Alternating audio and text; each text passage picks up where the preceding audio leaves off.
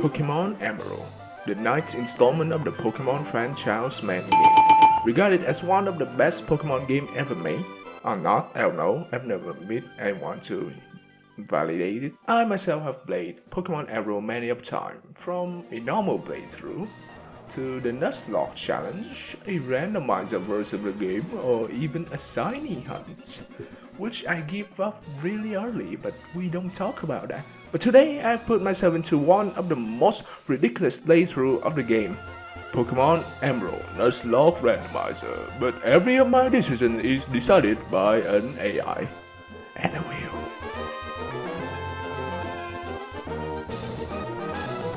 I boot the randomized version of the game up and get right into it. Speaking with Professor Birch, I can see the randomizer work flawlessly when he throw out a notepad. I named my character Corn because, you know, short for Cornelius, and it's kinda like my branding at this point. And I hop right into it. Arriving at my new home where I stay at for a whole 30 seconds, I quickly get the clock to the default time and quickly leave my poor Pokemon forever. I went to greet my neighbor and their kid, May. After failing to steal May's Pokemon that she just lived in the middle of the room for some reason, I quickly get uptown and face with the first of many decisions in this playthrough. So I start typing into the AI and let the AI decide what's gonna happen next.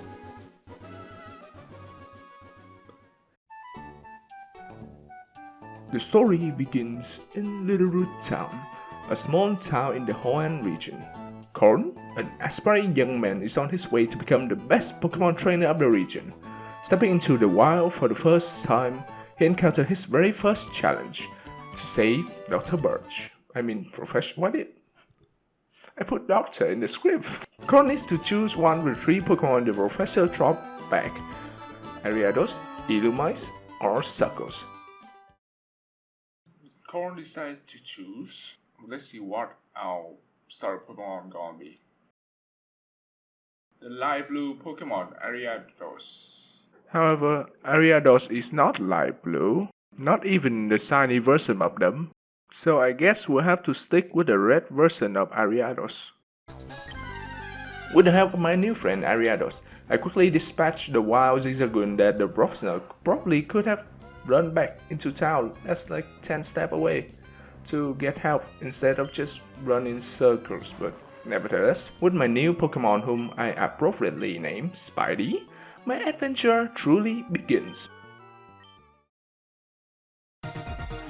Going up into Route 103 after I take care of some wild Pokemons, I enter my first Pokemon battle with May. I let the AI decide the outcome battle and May came out victorious, but unfortunately, you can't really progress into a game until you've won against May.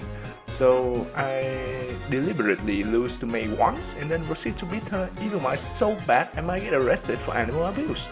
After going back to Professor Labs, I was given 5 Pokeball and the Nuzlocke officially begins. First Pokemon I encounter is an Umbreon, one of my favorite evolution, probably top 3. And the AI of course make me defeat it with my Spidey, so yikes. Undeterred, I quickly go into Route 103 and try to catch the first Pokemon I encountered there.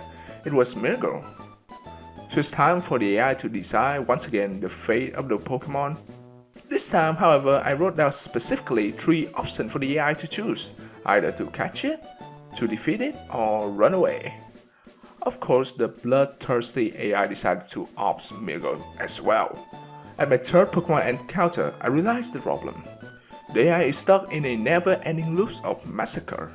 If this keeps going, I will have to beat the entire game with a single Pokemon, which is impossible since my Spidey can learn every HM moves. So I thought of a new idea. Instead of playing an AI decide the outcome of the wild Pokemons I encounter, I decided to leave it to fate, which basically means create a wheel with 3 options on it: to catch, to defeat, or to run away. And as fate would have it, my third Pokemon was not caught and he was defeated.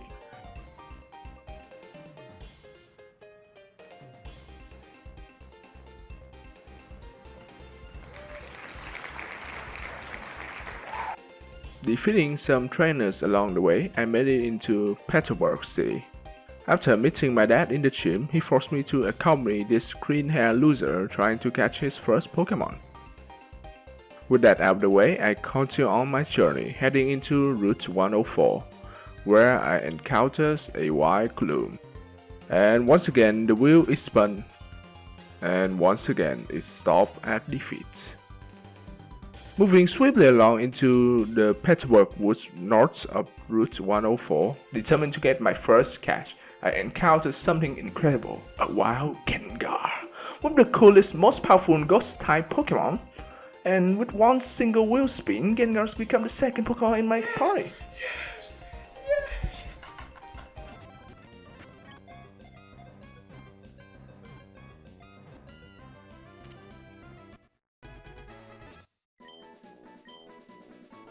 I named him Shadow and keep going on my journey.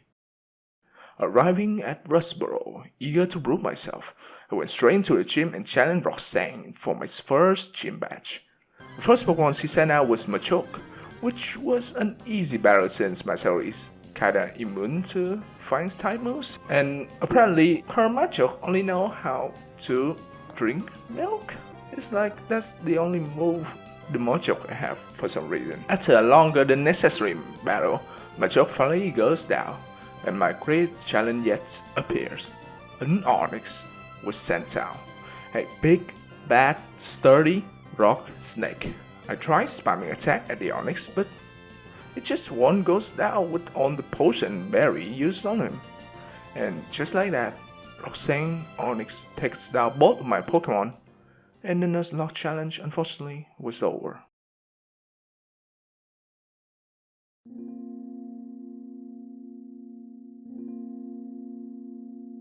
Corn's journey was over in a blink of an eye.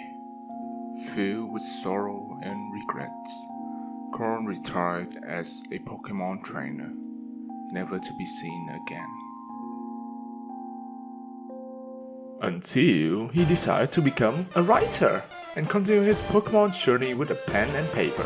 You see, after failing the challenge so early, I feel a bit disappointed, so I decided to put Corn adventure into novel AI and let the AI decide an appropriate end to Corn's journey.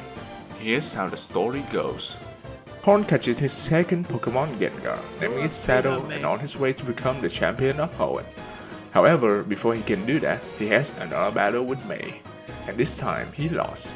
As punishment for losing, May took away all of the Pokemon Corn owned. Wait, what? But is this legal? But fortunately enough, May was nice enough to give them back after they finished the league together.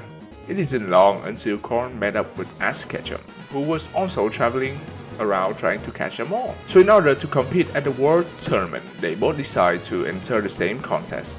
The contest is called the Kanto Grand Festival, and it has a total of 7 rounds. Each round gets harder as the rounds go on. Corn and Ash did great in the first 4 rounds, but in the 5th round, the competition got tougher. In the 5th round, they had to battle a legendary Pokemon, Yo, what's up? Mewtwo. However, during the battle, a glitch occurred where Mewtwo was released from its cage. So when the two battled again, they were battling against themselves. This is the first round, so don't worry about it. After some intense battle, the two managed to win and get their ticket to a World Tournament. They are now waiting anxiously for the day to come.